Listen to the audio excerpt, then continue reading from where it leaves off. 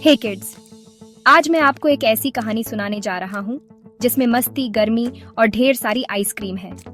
सोचो, अगर तुम्हें सबसे गर्म दिन में कुछ ठंडा और मजेदार चाहिए, तो क्या करोगे?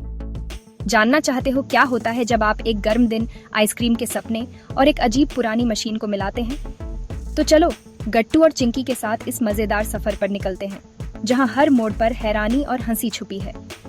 गट्टू और चिंकी के सबसे कूल एडवेंचर के लिए बने रहो।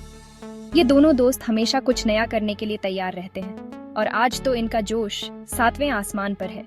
ये अब तक का सबसे गर्म दिन था। सूरज मानो आग उगल रहा था और हर कोई छांव ढूंढ रहा था।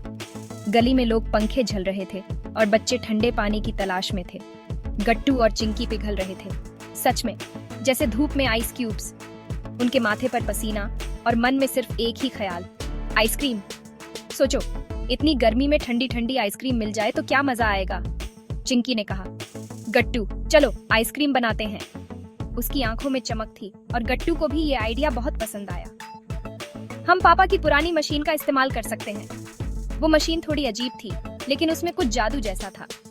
दोनों बहुत एक्साइटेड हो गए और सब कुछ यम्मी, चॉकलेट, सिरप, जेली, यहाँ तक कि सोडा भी इकट्ठा करने के लिए दौड़ पड़े। उन्होंने फ्रिज और अलमारी छान मारी और हर वो चीज निकाल ली जो आइसक्रीम में डाली जा सकती थी। बिना कोई रेसिपी पढ़े उन्होंने सब कुछ मशीन में डाल दिया। और चॉकलेट, गट्टू चिल्लाया। दोनों ने मिलकर खूब सारी चीजें डाली, जैसे ये कोई जादुई मिश्रण हो। एक्स्ट्रा सिरप, चिंकी खिलखिला उठी। दोनों हंसते हंसते मशीन में सिरप डाल रहे थे, मानो जितना मीठा उतना अच्छा। लेकिन जल्द ही मशीन से अजीब आवाजें आने लगी। मशीन घड़घड़ाने लगी और दोनों ने एक दूसरे की तरफ देखा। क्या ये सही हो रहा है? और फिर कबूम! अचानक एक जोरदार आवाज आई और सब कुछ हिल गया। आइसक्रीम हर जगह उड़ गई, छत पर, उनके कपड़ों पर, पेड़ों पर, यहाँ तक कि पड़ोसी की बिल्ली पर भी।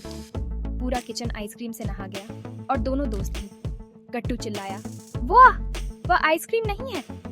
उसकी आंखें बड़ी हो गईं और वह हैरान रह गया। वह एक आइसक्रीम बम है। दोनों हंसते हंसते लौटपोट हो गए, क्योंकि इतनी मस्ती उन्होंने कभी नहीं की थी। चिंकी खिलखिलाई, लेकिन कहा, ऊप्स, हमारी गलती।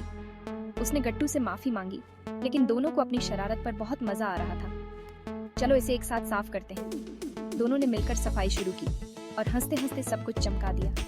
तो सब लोग शामिल हो गए, पोंछते हुए, रगड़ते हुए, यहाँ तक कि पापा की मदद से मशीन को ठीक करते हुए।